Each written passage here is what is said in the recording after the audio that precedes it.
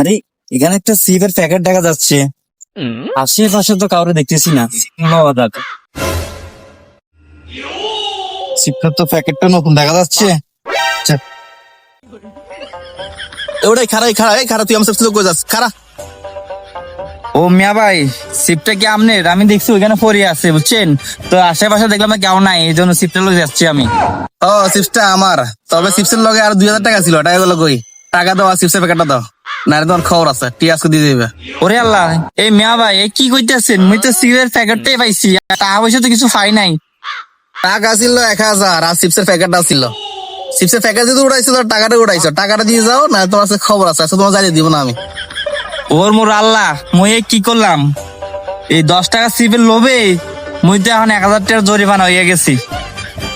মিয়া ভাই মোরে ক্ষমা করে দেন। ভাই ক্ষমা টমা বুঝি না, টাকা দিয়ে যাবি, এখন দিয়ে যাবি, না দিলে তোর আমি জানিয়ে দিব না। মিয়া ভাই এই কানে দোষছি, রাস্তাঘাটে যদি কিছু পড়ে থাকে আজ দিন থেকে কিছু তুলবো না। টাকা পয়সা তো এত নাই, পকেটে আছে 500 টাকা, এই 500 টাকা রাখেন। আচ্ছা দে, 500 টাকা যখন দিলি থাক, আর 500 টাকা মাফ করে দিলাম। তবে 500 টাকা কিন্তু আমি তোকে পাই, টাকাটা কিন্তু আজকে না হলে 2 দিন পরে টাকাটা দিতে হবে, নাহলে তোর খবর আছে, আমি তোর বার কিন্তু চিনি, তোর বাসায় আমি চলে যাবো এই 500 টাকার লাগিয়া। তাক ধন্যবাদ, 500 টাকা দিছস। হাই হাই, 10 টাকা সিপের জন্য আমার 500 টাকা জলে গেল। ভালো করে সোনা লাগাইছি, 500 টাকাও পাইলাম, চিপসের প্যাকেটও পাইলাম। এরকম বুদ্ধি থাকলে আর তো কাজ কাম গলা লাগে না, এরকম করে চলা যায়। আজরাইল কি চিনে না।